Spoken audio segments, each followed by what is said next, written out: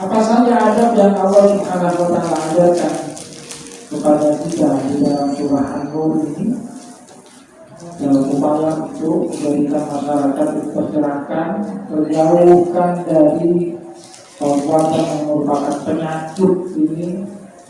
Salah satu dosa besar perbuatan zina. Pertama adalah al-istizan, ajaran tentang minta izin, yaitu pertama adalah minta izin pada saat masuk rumah seseorang. Ya ayyuhalladzina amanu la tadkhulu buyutan ghayra buyutikum hatta tasta'nisu wa tusallimu ala ahliha. Wahai orang yang beriman, janganlah kalian itu masuk rumah yang bukan rumah kalian. Janganlah menyelonong, tapi hendaknya minta izin, ucapkan salam.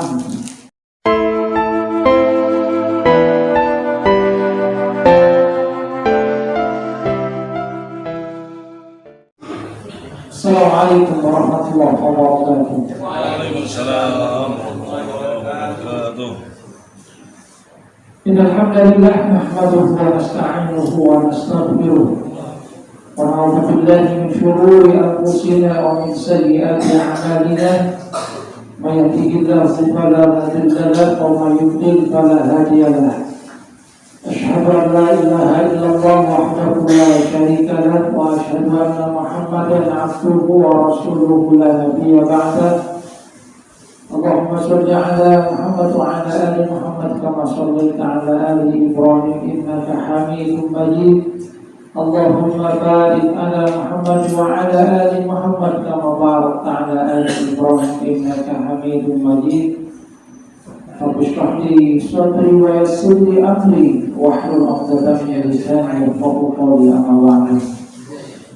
Hadirin jamaah pengajian Islam rahimakumullah, alhamdulillah kita bersyukur kepada Allah Subhanahu wa taala karena Allah Subhanahu wa taala masih memberikan begitu banyak nikmat kepada kita. Allah Subhanahu wa taala menyampaikan kita ke satu bulan mulia, bulan haram, bulan Dzulhijjah, di mana awal dari bulan Dzulhijjah itu adalah hari-hari yang diisyaratkan oleh Allah Subhanahu wa taala dan juga Rasulullah sallallahu alaihi wasallam sebagai hari-hari yang sangat baik, di mana Rasulullah katakan ma min ayyamin al-amalu shalihu fiha habbu ila Allah min hadhihi al-ayyam. Tidak ada hari-hari yang amal soleh di dalamnya lebih dicintai oleh Allah daripada hari-hari ini, yaitu di 10 awal dari bulan Dzulhijjah yang Allah Subhanahu wa taala juga bersumpah dengan walayalin ashr, demi malam-malam yang 10. Alhamdulillah kita bisa mempergunakan karunia itu dalam rangka kebaikan, dalam rangka amal sholih yang diisyaratkan oleh Rasulullah SAW sangat dicintai oleh Allah untuk kita lakukan di hari-hari ini. Tadi jamaah pengajian Al-Islam rahimahullah, kita lanjutkan kajian dari ayat-ayat Al-Quran. Dulu kita sudah membahas surah Al-Mu'minun, maka sekarang kita membahas tentang surah An-Nur, surah yang bermakna adalah cahaya. Surah An-Nur merupakan bagian dari surah Madaniyah yang turun pada masa Madinah, periode Madinah. Nazalat pada surat Al-Hasyr, turunnya sesudah surat Al-Hasyr. Di dalam mushaf itu terletak sesudah surah Al-Mu'minun. Surah ini sesungguhnya mengisyaratkan tentang surah Al-Adab Al-Ijtimaiyah, surat yang mengandung tentang etika-etika di dalam bermasyarakat, yang di dalamnya ada bahasa tentang bagaimana sesungguhnya persoalan masyarakat, termasuk yang paling utama yaitu komponen pertama dari masyarakat, yaitu persoalan keluarga. Bagaimana menjaga adab di antara anggota masyarakat bagaimana menjaga keharmonisan di tengah masyarakat. Hadirin yang rahimahullah, secara umum surah An-Nur itu turun berkaitan dengan satu peristiwa yang terjadi kepada istri Rasulullah SAW, yaitu Sayyidah Aisyah.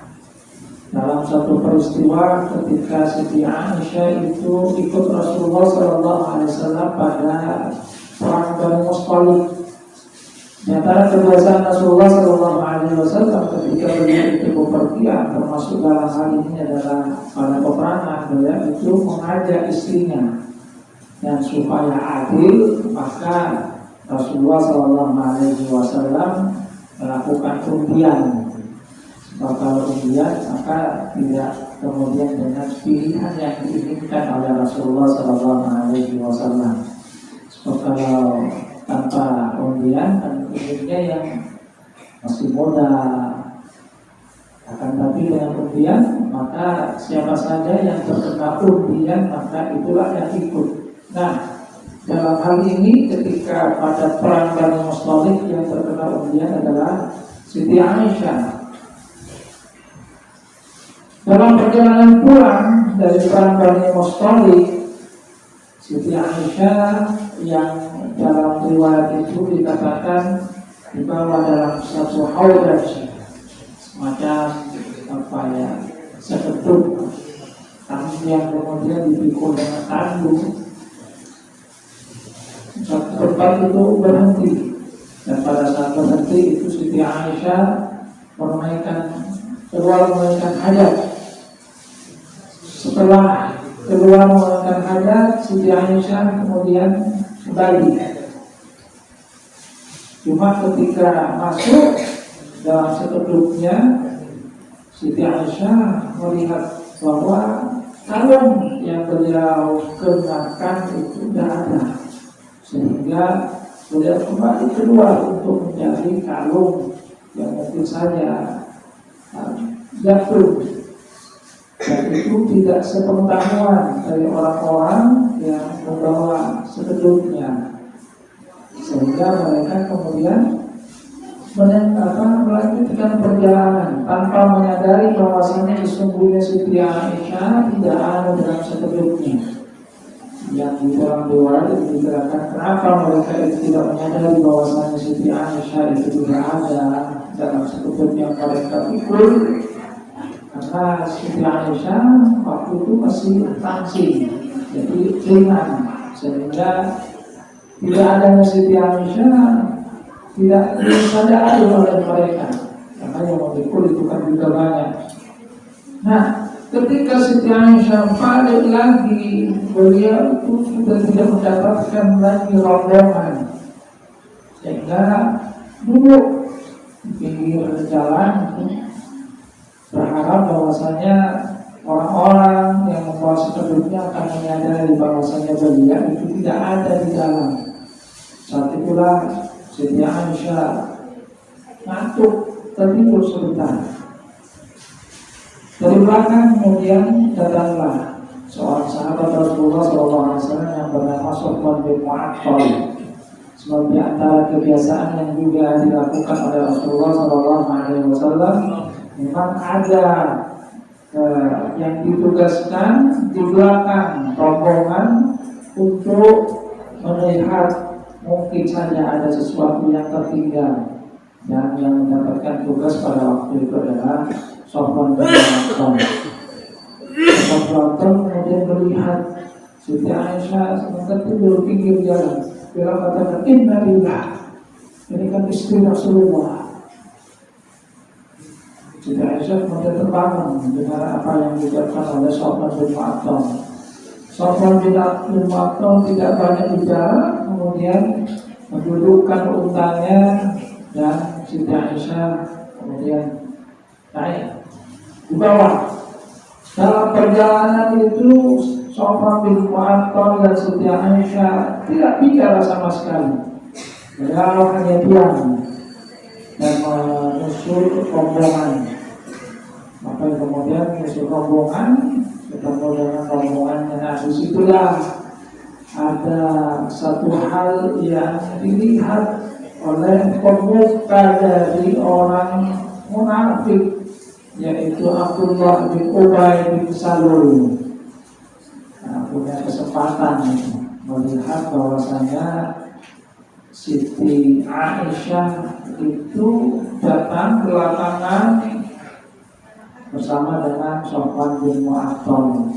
Akhirnya ngarang cerita dusta, disebarkan bahwasanya Siti Aisyah itu selingkuh dengan Sofwan bin Mu'attal, bahwasanya beliau itu berzina. Pokoknya menyiarkan berita dusta, hadis ifki.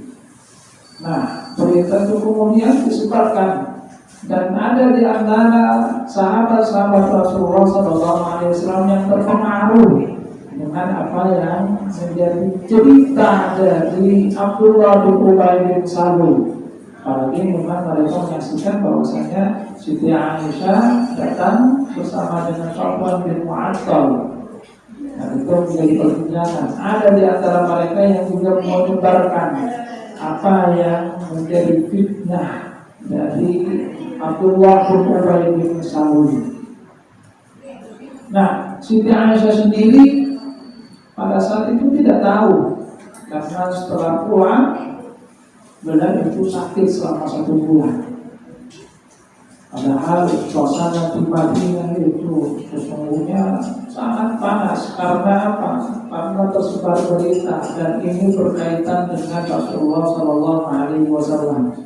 Abdullah bin Ubay bin Salul itu punya kesempatan untuk menjelek-jelekkan Rasulullah SAW. Tidak pada diri Rasulullah, melihat kesempatan dari istri Rasulullah, merusak rumah tangga dari Rasulullah SAW. Maka memang berhati-hati. Musuh itu mungkin saja tidak bisa menemukan kelemahan pada diri seseorang, dilihat bagaimana berusaha untuk mencari kelemahan dari istrinya, dari anaknya, menghancurkan keluarganya. Dan inilah yang dilakukan oleh Abdullah bin Ubay bin Salul. Sahabat-sahabat itu dia terbagi dua.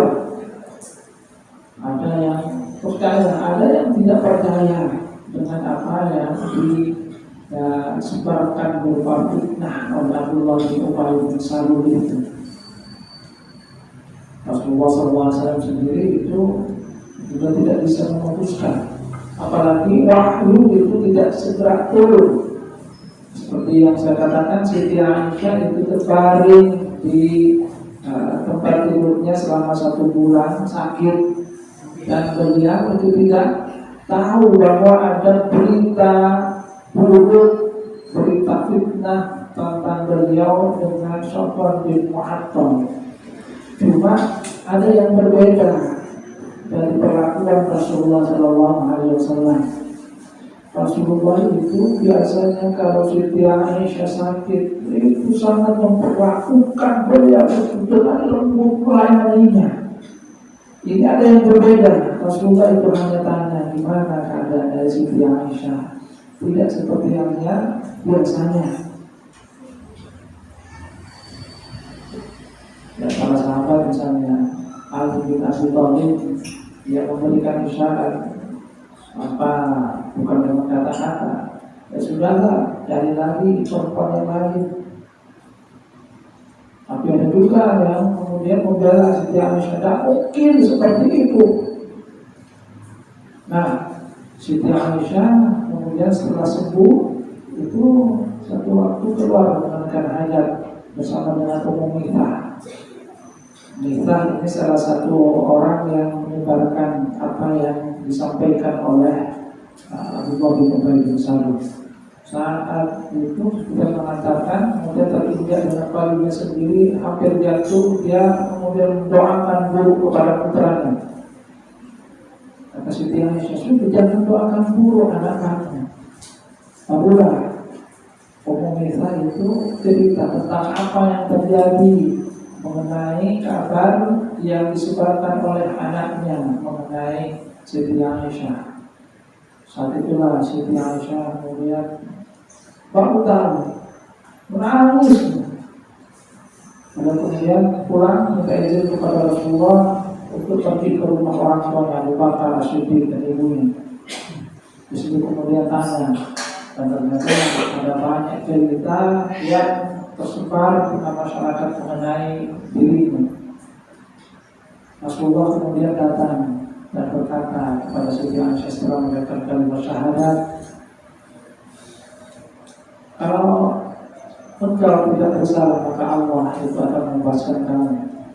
Tapi kalau engkau memang melakukan perbuatan buruk itu, maka bertobatlah. Sesungguhnya Allah itu Maha Penerima Taubat. Siti Aisyah mendengar apa yang dikatakan oleh Rasulullah SAW, itu hancur hatinya. Kenapa? Ini sepertinya Rasulullah itu percaya. Karena seakan-akan kalau kamu melakukannya, kamu taubat, karena Allah itu Maha Penerima Taubat. Tanya kepada ayah ibunya, mereka juga tidak bisa memutuskan. Sehingga kata Siti Aisyah, saya tidak tahu apa yang harus saya katakan. Kalau saya menyangkal dan Allah mau mengetahui bahwasanya saya ini sungguh terbebas, ada mungkin tidak percaya. Kalau saya mengakui, padahal Allah itu tahu bahwa saya ini bebas, mungkin kalian percaya. Saya hanya berkata seperti yang dikatakan di dalam surat Yusuf. Wasabun jamil Allahu musta'an ala ma tasifun. Sabun jamil, jadi bersabar dan sabar indah. Allah itu adalah sifat nomor pertolongan. Kemudian Siti Aisyah Rasulullah pada saat berbaring itu, kemudian Rasulullah SAW terlihat menerima wahyu. Saat menerima wahyu itu biasanya kan pada keadaan yang berbeda. Dan pada saat itulah Siti Rasulullah kemudian berkata kepada Siti Aisyah, Allah telah membebaskan kamu. Jadi Allah Subhanahu wa Ta'ala menurunkan ayat yang menyatakan bahwasanya Siti Aisyah itu terbebas dari tuduhan yang disampaikan oleh Abdullah bin Ubay bin Salul. Allah Subhanahu wa Ta'ala isyaratkan di dalam Al-Quran, A'udzubillahi minasyaitonir rajim. Innal ladzina ja'u bil ifki usbatun minkum. Sesungguhnya orang-orang yang membawa berita dusta itu adalah bagian dari kalian.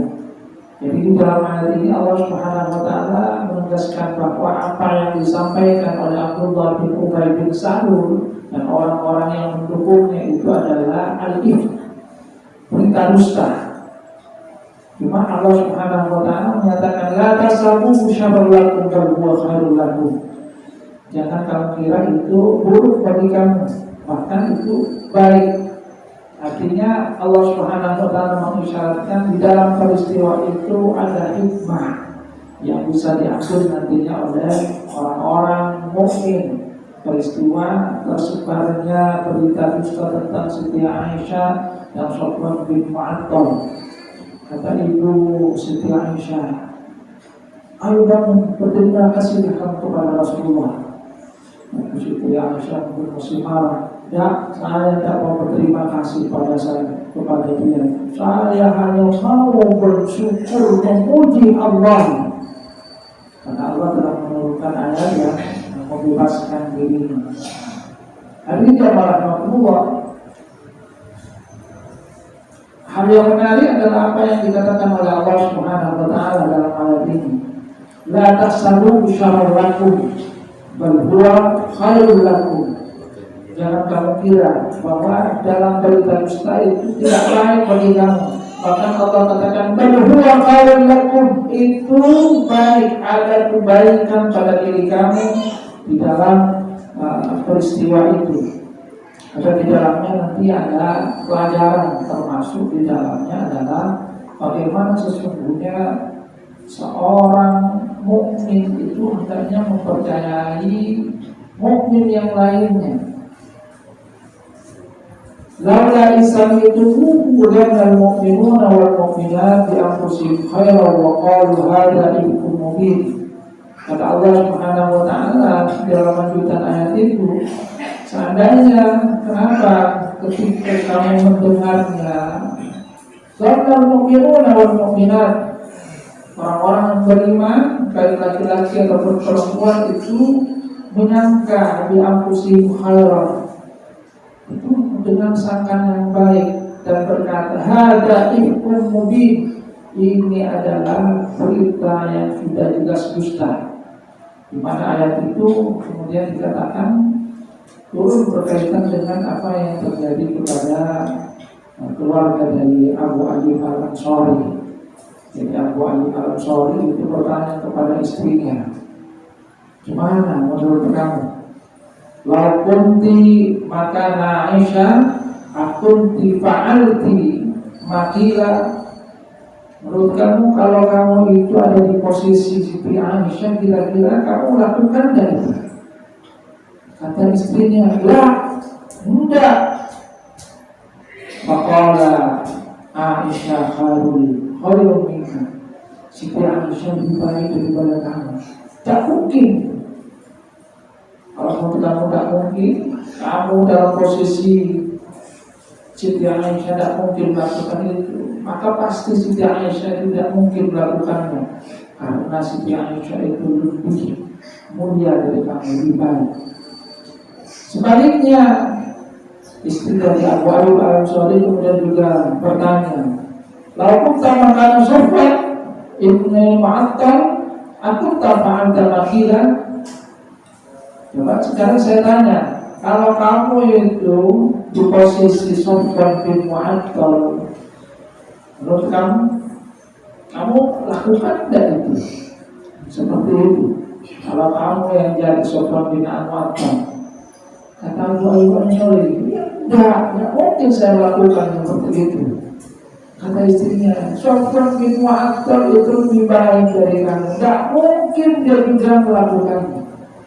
Jadi di dalam ayat ini Allah Subhanahu wa ta'ala mengajarkan supaya ada husnudzon, apalagi dengan orang yang sudah jelas secara kasat mata itu adalah orang-orang yang baik, mulia. Siti Aisyah sebagai istri dari Rasulullah SAW, Sufyan bin Mu'attal seorang sahabat yang juga sangat solih, sehingga bagi mereka yang disyaratkan oleh Allah Subhanahu wa ta'ala dalam ayat ini seharusnya mereka itu melakukan seperti apa yang dilakukan oleh Abu Ayyub al-Ansari dan istrinya, di mana mereka kemudian tidak percaya, berkata hadza ifkum mubin, ini berita dusta. Memang kalau berita seperti itu memang gempak, langsung viral itu. Di siapa? Itu memang berita, ya kalau sekarang itu masuk berita panas itu. Apalagi kalau masa sekarang itu kan ada, kalau di televisi itu banyak ada yang seperti itu, ada bisik-bisik atau apa lagi itu, silat kan, kumpas setajam silat. Dulu saya sering lihat berita apa kata saya, berita isu-isu yang kemudian blow up. Ya namanya media berita ingin cepat laris itu. Kalau berita-berita seperti itu memang cepat laris itu. Kalau berita biasa ya cepat viral gitu. Tapi kalau berita-berita seperti itu heboh gitu. Apalagi kemudian pimpinan pondok pesantren selingkuh dengan santrinya. Atau sekarang itu ada cerita yang Malaysia itu Walid itu, Walid Nateri apa itu? Terkenal sekali itu. Sesungguhnya di situ ada teman saya ini pelecehan, karena kemudian yang digambarkan orangnya pakai syurban, pakai jenggot, tapi perilakunya kok seperti itu. itu sesungguhnya bagi yang agak merasa sebetulnya berlebihan terhadap tokoh-tokoh agama, katakan tokoh-tokoh agama perilakunya seperti itu. Karena sekali lagi tidak. Dan di dalam ayat ini Allah Subhanahu wa Ta'ala mengajarkan kepada kita supaya zannu bi anfusihim khairan. Benar mukminun wal mukminat bi anfusihim khairan. Supaya mereka itu berprasangka baik, apalagi terhadap orang yang tidak jelas baik. Sehingga isyaratnya fahdar ayyuhal muslim minal khawdi fi a'radin nas wa khasatan nisa. Maka berhati-hatilah wahai kaum muslimin dalam membicarakan kehormatan masyarakat, apalagi yang berkaitan dengan kehormatan dari seorang wanita yang terhormat. Makanya nanti di dalam ayat-ayat ini Allah Subhanahu wa Ta'ala menurunkan tentang bagaimana sesungguhnya hukuman bagi mereka yang suka mengusulkan fahisyah, mengeluarkan berita buruk, berita keji tentang perempuan-perempuan yang sesungguhnya di dalam ayat itu dikatakan sebagai orang yang terjaga, perempuan yang menjaga dirinya. Sehingga di awal surah An-Nur kita akan dapatkan bagaimana sesungguhnya hukuman bagi pezina dan kemudian juga hukuman bagi mereka yang menuduh. Jadi menuduh perempuan baik-baik itu berzina, hukumannya itu adalah sangat berat. Hadirin yang rahmatullah. Nah, di dalam surah An-Nisa kita akan mendapatkan bagaimana sesungguhnya Allah Subhanahu wa Ta'ala memberikan petunjuk kepada kita tentang bagaimana menjaga kekondusifan di tengah masyarakat, termasuk juga menjaga masyarakat dari perbuatan yang sesungguhnya memang tidak baik, penyakit masyarakat yang mohon maaf, na'udzubillah, kita akan melihat persoalan yang banyak sekali dilakukan sekarang di tengah masyarakat, yaitu persoalan zina, perselingkuhan, perzinahan. Kita akan dapatkan beritanya, Masya Allah, sangat banyak kemudian, yang itu kemudian berujung kepada pembunuhan, berujung kepada yang lainnya. Hadirin jemaah rahmatullah, apa saja adab yang Allah Subhanahu wa Ta'ala ajarkan kepada kita di dalam surah An-Nur ini dalam upaya untuk menjadikan masyarakat itu tercerahkan, terjauhkan dari perbuatan yang merupakan penyakit ini. Salah satu dosa besar perbuatan zina. Pertama adalah al-istizan, ajaran tentang minta izin, yaitu pertama adalah minta izin pada saat masuk rumah seseorang. Ya ayyuhalladzina amanu la tadkhulu buyutan ghayra buyutikum hatta tasta'nisu wa tusallimu ala ahliha. Wahai orang yang beriman, janganlah kalian itu masuk rumah yang bukan rumah kalian, janganlah menyelonong, tapi hendaknya minta izin, ucapkan salam. Ini merupakan satu adab yang diajarkan oleh Allah Subhanahu wa Ta'ala. Walikum khairul lakum la'allakum tadhakkarun. Jadi minta izin. Termasuk juga bagi anak-anak kecil itu ada ajaran untuk tidak masuk ke rumah atau kamar orang tuanya di dalam 3 waktu, yaitu min qabli sholatil fajri wa hina tad'una thiyabakum min al-dhahira wa min ba'di sholatil isya. Salat mawatil lakum, sebelum sholat fajar, sebelum subuh. Kemudian yang kedua adalah sesudah sholat zuhur, dan yang ketiga adalah sesudah sholat isya. itu adalah waktu-waktu yang rawan, yang mungkin saja orang tua itu melakukan sesuatu yang tidak boleh dilihat oleh anak-anaknya. Dan kemudian anaknya masuk, contohnya sedang bekerja sama, melakukan ibadah, kecil itu anaknya.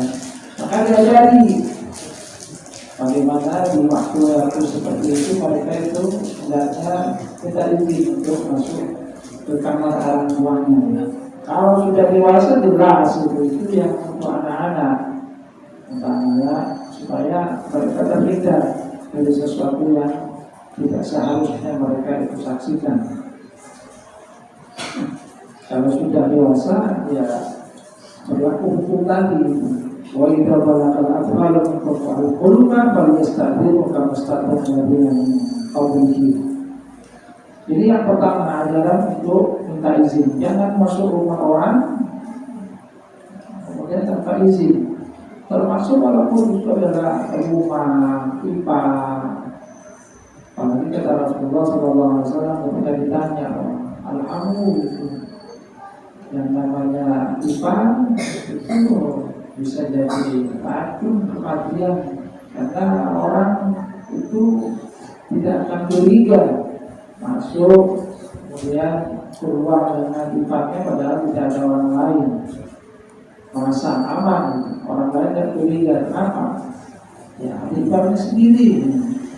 Padahal sekali lagi itu yang disyaratkan oleh Rasulullah SAW sebagai sesuatu yang sangat berbahaya. Kemudian yang kedua yang disyaratkan oleh Allah Subhanahu wa taala adalah ghadul basar, menundukkan pandangan. Qul lil mu'minina yaghuddu min absarihim wa yahfazu furujahum. Katakan bagi orang-orang yang beriman, ya, laki-laki supaya mereka menundukkan pandangan, menjaga kehormatan mereka. Dan itu juga difirmankan oleh Allah Subhanahu wa taala kepada perempuan mukminah. Wa qul lil mu'minati yaghuddna min absarihinna. Tidak cukup diwakilkan kepada laki-laki, tapi juga diseru juga secara khusus kepada yang wanita. Karena yang namanya perbuatan zina itu adalah satu perbuatan timbal balik. Tidak akan terjadi kalau kedua-duanya tidak sama-sama mau. Ya, kalau satu tak mau itu namanya pemerkosaan. Berzina itu kan sama-sama mau. Maka ghadul basar itu diperintahkan oleh Allah Subhanahu wa taala baik kepada laki-laki ataupun perempuan, orang yang beriman dari laki-laki ataupun dari perempuan. Kemudian yang ketiga adalah tazwij syabab. Allah Subhanahu wa taala memerintahkan untuk menikahkan pemuda yang sudah sholihin, sudah punya kecukupan. Wa anfihul ayyama minkum wash-sholihin min ibadikum wa imaikum. Jadi supaya mereka itu menikah. Kata Allah Subhanahu wa taala, kalau mereka itu secara ekonomi masih kurang, maka Allah Subhanahu wa taala berikan jaminan iyyakum fuqara yughnihimullahu min fadlihi. Kalau mereka itu dalam keadaan kekurangan, maka Allah nanti akan berikan kecukupan. Ini janji dari Allah Subhanahu wa taala. Karena memang salah satu faktor terjadinya perzinahan itu adalah kalau tidak menikah. Dan ketika Allah Subhanahu wa taala dalam agama itu ketika ada sebuah larangan, maka memang Allah Subhanahu wa taala itu memberikan jalan keluarnya. Perzinahan dilarang, maka ada jalan keluar berupa pernikahan. Sehingga dalam hal ini kemudian diperintahkan nikahkan bujang dan buji di antara kalian. Kemudian yang keempat adalah man'ul bid'ah, melarang pelacuran. Wala tuqribu fatayatikum 'alal bid'ah. Jadi pelarangan pelacuran itu juga bagian dari petunjuk yang diberikan oleh Allah Subhanahu wa taala untuk mencegah maraknya perzinahan. Dan yang kelima adalah al-hijab, perintah untuk jilbab dan hijab. untuk menutup aurat bagi perempuan. Sebab di antara hal yang menarik adanya perzinahan itu adalah ketika aurat itu ditampakkan. Ya, yang namanya laki-laki ketika ditampakkan aurat disenang-senang saja. Maka Allah Subhanahu wa Ta'ala memerintahkan supaya menutup aurat. Bahkan kemudian ada juga perintah tentang hijab. Itu Rasulullah SAW selain itu ada atur tentang hijab itu. Berbicara dengan istri Rasulullah, yawara hijab, di belakang hijab. Yang itu salah satunya adalah untuk menjaga pandangan. Dan yang keenam adalah man'u isya'atil fawahish, melarang untuk menyebarkan berita-berita yang tidak benar, termasuk juga berita-berita yang tidak baik. Di dalam agama yang diperintahkan itu adalah satrul uyub, untuk menutupi aib dari orang lain, bukan menyebarkannya. Jadi kata Allah Subhanahu wa Ta'ala, innal ladzina yuhibbuna an tashi'al fahishatu fil ladzina amanu lahum adzabun alim fid dunya wal akhirah. Orang-orang yang menginginkan tersebarnya al-fahisyah di tengah-tengah orang-orang yang beriman, maka bagi mereka azab yang pedih. Jadi ancaman dari Allah Subhanahu wa Ta'ala, jangan suka menyebarkan aib orang lain, apalagi kita sendiri aibnya juga banyak. Sehingga dalam hal ini di dalam agama kita sesungguhnya yang menyebarkan aib orang lain itu adalah sesuatu yang sangat-sangat dilarang. Dan yang terakhir Allah Subhanahu wa Ta'ala kemudian memberikan hukuman yang keras terhadap orang yang menuduh orang baik itu dengan tuduhan yang tidak benar. Kalau mereka itu datang kemudian membawa berita, tidak membawa 4 saksi, fadil hukum tamani najada, suruh berat 80 deraan. Maka sudah turunnya ayat ini, Rasulullah SAW dan melaksanakan hukuman kepada sahabat yang menyebarkan berita yang disampaikan oleh Abdullah bin Ubay bin Salul seperti halnya Mithaq tadi, dan juga Haman bin Jaish di 80 deraan. Sedangkan untuk Abdullah bin Ubay bin Salul itu tidak dikenakan hukuman kata para ulama, ya karena sudah hukum Allah Subhanahu wa Ta'ala itu sudah menegaskan tentang kedudukan Abdullah bin Ubay bin Salul. Karena yang namanya hudud itu salah satu fungsinya adalah untuk meringankan hukuman nanti di akhirat. Jika diberikan hukuman di dunia, maka diharapkan tidak lagi mendapatkan hukuman di akhirat. Adapun kalau orang munafik yang seperti itu, seperti yang Abdullah bin Ubay bin Salul, itu sudah hukuman di akhirat saja apa yang menjadi hukuman bagi dia. Hadirnya orang berdua. Terakhir, apa hubungan antara surah An-Nur dengan apa yang menjadi tema pokok kita? Surah An-Nur itu kan sesungguhnya diambil dari ayat Allahu nurus samawati wal ardh. Nah, kata Syekh Abdul Khalid, sesungguhnya isyarat dari surah ini kenapa diberi nama surah An-Nur, karena itu datangnya dari Allah Subhanahu wa Ta'ala. Syariat yang diturunkan oleh Allah Subhanahu wa Ta'ala sesungguhnya adalah cahaya. Manakala orang-orang yang ada di tengah masyarakat itu melakukan apa yang diperintahkan oleh Allah Subhanahu wa Ta'ala, ketentuan termasuk ketentuan di dalam bermasyarakat, maka mereka itu akan mendapatkan cahaya. Masyarakat itu akan tercerahkan, mereka juga akan hidup damai tentram. Sebaliknya, mereka yang melanggar tidak melakukan apa yang diperintahkan oleh Allah Subhanahu wa taala itu disyaratkan berada di dalam kegelapan. Walladzina kafaru a'malukum kasarabin biqi'ah yasalu Qur'an ma'an aw kazulmatin fi bahri. Jadi orang-orang yang kafir perbuatan mereka itu seperti halnya fata morgana atau kata Allah Subhanahu wa taala di dalam kegelapan yang sangat gelap. Jadi artinya ada syaratnya Allah memang yang memberikan cahaya itu.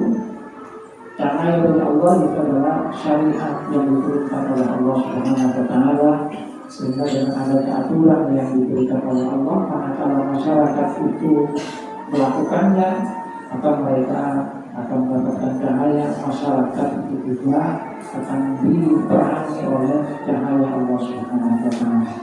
Hadirin jemaah Allah, jadi ini secara ringkas tentang apa yang menjadi kandungan pokok dari surah An-Nur, surah yang di dalamnya ada adab-adab ijtimaiyah, ada di dalam masyarakat, di mana Allah Subhanahu wa taala mengajarkan bagaimana sesungguhnya supaya mencegah kita dan masyarakat dalam sesuatu yang tidak baik, termasuk yang disyaratkan dalam surah ini adalah perbuatan zina, perbuatan fahisyah.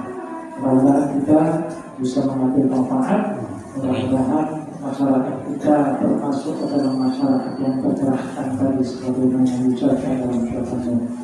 Wabillahi mohon maaf, tapi ketiga, wabillahi. Assalamualaikum warahmatullahi wabarakatuh. Waalaikumsalam.